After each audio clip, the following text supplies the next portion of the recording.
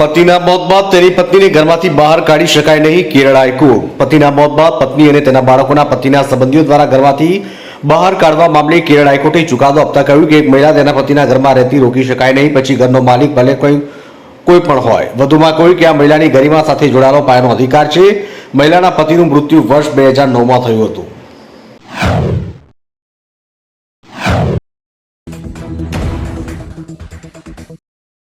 Crude ઓઇલના ઊંચા ભાવ વચ્ચે ડોલર સામે રૂપિયો નબળો પડ્યો. ક્રૂડ ઓઇલના વધતા ભાવ અને વિદેશી ભંડોળના પ્રભાવ વચ્ચે મંગળવારે ભારતીય રૂપિયો યુએસ ડોલરની સામે 85.48 ઉપર નબળો પડ્યો છે. ડોલર નબળો હોવા છતાં એફઆઈએ 2589.47 કરોડના ઇક્વિટી વેચ્યા. સ્ટીલ અને એલ્યુમિનિયમ ઉપર પ્રસ્તાવિત યુએસ ટેરિફ ભારતની એન્જિનિયરિંગ વિકાસને અસર કરી શકે છે તેવી ચિંતાને કારણે બજારની સાવચેતી વધી ગઈ.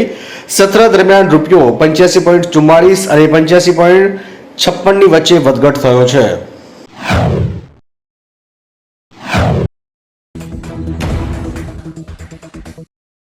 ફ્રીમાં આધાર કાર્ડને અપડેટ કરવાની છેલ્લી તક. યુઆઈડીએઆઈએ અંતિમ તારીખ નક્કી કરી.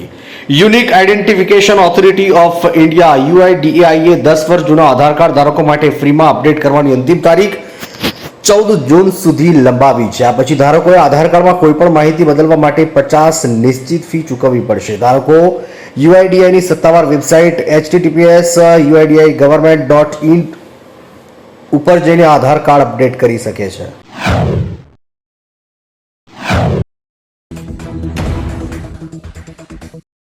દેશમાં કોવિડ-19 ના કેસોની સંખ્યા વધીને 4026 થઈ. છેલ્લા 24 કલાકમાં 5ના મોત.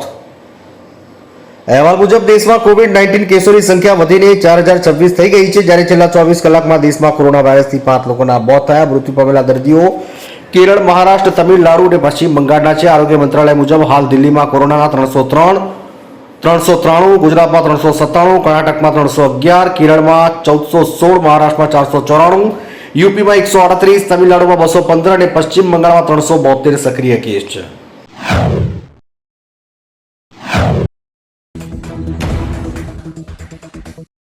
શું ખરેખર હીરા ચાટવાથી મૃત્યુ થઈ શકે છે? નિષ્ણાતોએ જણાવી હકીકત. હીરા ચાટવાથી મૃત્યુ એ માત્ર એક દંતકથા છે, કારણ કે તે ઝેરી નથી. નિષ્ણાતોએ કહ્યું કે ડાયમંડ હીરો ચાટવું સંપૂર્ણપણે સલામત છે, પરંતુ જો કોઈ આકસ્મિક રીતે તેને ગળી જાય તો ખતરનાક બની શકે છે. વાસ્તવમાં હીરા એક પ્રકારના શુદ્ધ કાર્બન અને સંપૂર્ણપણે સલામત છે.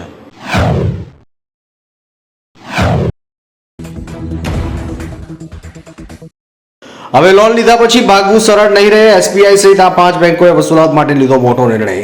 અહેવાલ મુજબ એસબીઆઈ, પંજાબ નેશનલ બેંક અને બેંક ઓફ બરોડા જેવી દેશની 5 સરકારી બેંકોએ મળીને નવી કંપની બનાવવાની તૈયારી કરી રહ્યા છે. આ કંપનીનું કામ 5 કરોડથી ઓછી લોન અથવા રિટેલ અને એમએસએમઈ લોનની રકમ વસૂલવાનું રહેશે. કંપની બનાવવાનું કારણ નાની લોનની રકમને વસૂલાતને વધુ અસરકારક બનાવવાનું છે.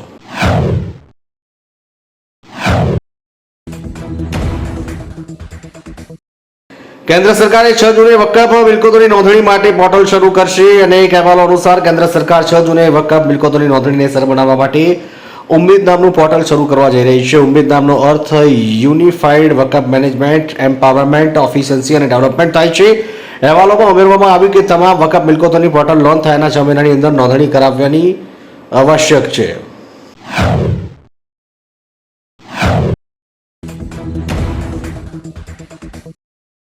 શું સોનાની બનેલી હોય આઈપીએલ ટ્રોફી? કેટલી છે તેની કિંમત?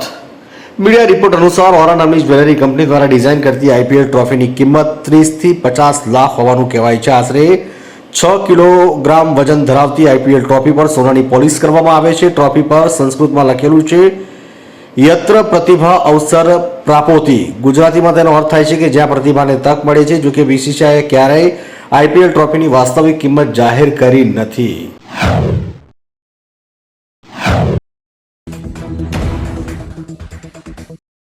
દંપતીએ બાળકનું નામ રાખ્યું યુપીએસસી.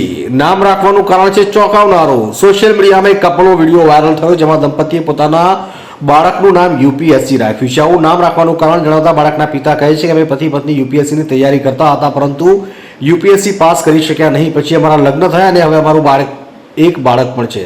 તેણે કહ્યું કે અમારું બાળક આ દુનિયામાં આવ્યું એટલે અમે તેનું નામ યુપીએસસી આપ્યું.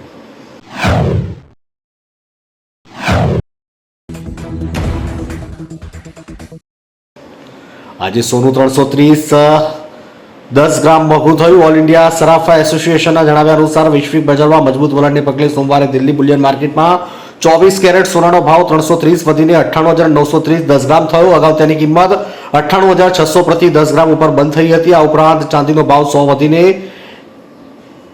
1,100,000 પ્રતિ કિલો બધા કર સહિત થયો હતો.